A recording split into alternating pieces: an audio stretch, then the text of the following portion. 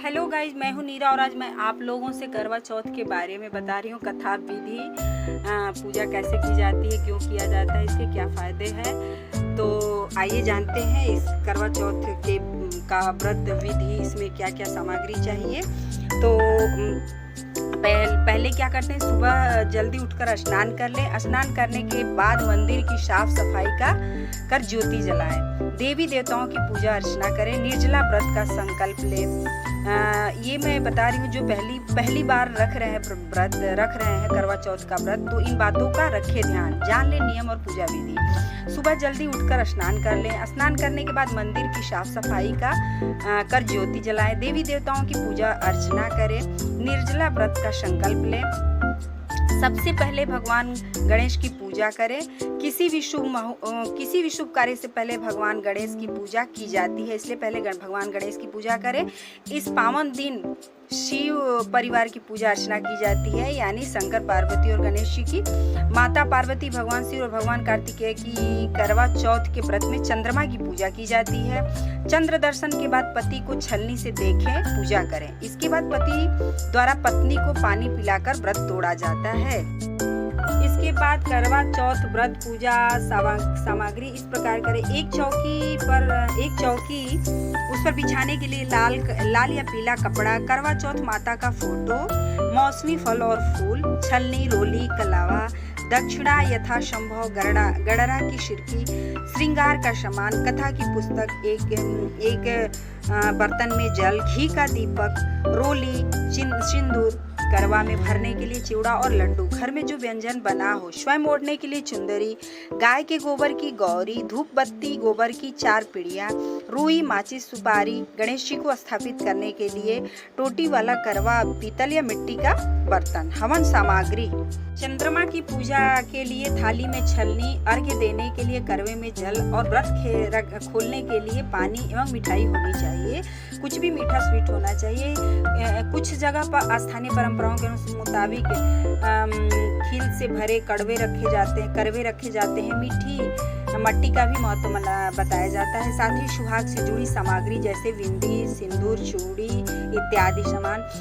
सास या घर में मौजूद कोई बुजुर्ग महिला हो तो उनके लिए कपड़े भी रखे जाते हैं। करवा माता की पूजा और कथा पढ़ने के बाद ये सारी चीजें उनकी सास या घर की बुजुर्ग विवाहित महिला को दी जाती है। और इसमें जो करवा जो सरगी भेजती है वो सास ही भेजती है। तो सरगी का महत्व है, जो कि एक दिन पहले व्रत के एक दिन पहले रात को 12 बजे से 4 बजे के पहले ही सरगी लिया जाता है। उसके पहले इसका महत्व है। यह व्रत पति की लंबी उम्र और सौभाग्य के लिए किया जाता है। इसमें चंद्रमा की पूजा की जाती है। इसके अलावा भगवान शिव, माता पार्वती और श्री गणेश भगवान की भी पूजा की जाती है। करवा चौथ की कथा, कई कथा है करवा चौथ के बारे में। मेन कथा ये है कि ये कथा जो है यमराज के वरदान का है। यमराज का वरदान है ये करवा चौथ माना जाता है। और भी कई कथा प्रचलित है। तो पहले ये है कि असल में मतलब ये है कि एक करवा नाम की एक दूसरी स्त्री की कहानी है, करवा नाम की, जिसे सावित्री की तरह अपने पति के प्राण यमराज से बचा लिए थे। तब यमराज ने करवा को उसकी पति भक्ति श्रद्धा देखकर वरदान दिया था कि इस विशेष दिन को तुम्हारे नाम से इस व्रत को रखा जाएगा, और जो स्त्री ऐसा व्रत करेगी उसका अखंड सुहाग रहेगा, उसका पति हमेशा स्वस्थ और सुखी रहेगा। एक और कहानी इसके बारे में प्रचलित है, तो आइए जानते हैं। बहुत समय पहले की बात है। एक साहूकार के 7 बेटे और उनकी एक बहन करवा थी।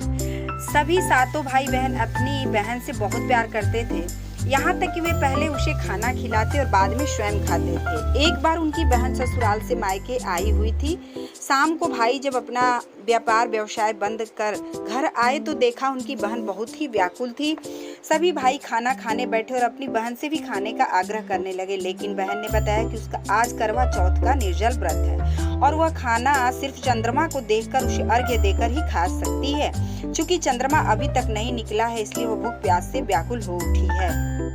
सबसे छोटे भाई को अपनी बहन की हालत देख ही नहीं जाती और वह दूर पीपल के पेड़ पर एक दीपक जलाकर छलनी की ओट में रख दिया और दूर से देखने पर ऐसा प्रतीत होता है कि जैसे चतुर्थी का चांद उदित हो रहा है। इसके बाद भाई अपनी बहन को बताता है कि चांद निकल आया है, तुम उसे अर्घ्य देने के बाद भोजन कर सकती हो। बहन खुशी के मारे सीढ़ियों पर चढ़कर चांद को देखती है और उसे अर्घ्य देकर खाना खाने बैठ जाती है। वह पहला टुकड़ा मुंह में डालती है तो उसे छींक आ जाती है, दूसरा टुकड़ा डालती है तो उसमें बाल निकल आता है और जैसे ही तीसरा टुकड़ा मुंह में डालने की कोशिश करती है तो उसके पति की मृत्यु का समाचार उसे मिलता है। वह बौखला जाती है। उसकी भाभी उसे सच्चाई से अवगत कराती है कि उसके भाई उसके साथ ऐसा क्यों हुआ, उसके साथ ऐसा क्यों हुआ। करवा चौथ का व्रत गलत तरीके से टूटने के कारण देवता उससे नाराज हो गए और उन्होंने ऐसा किया है।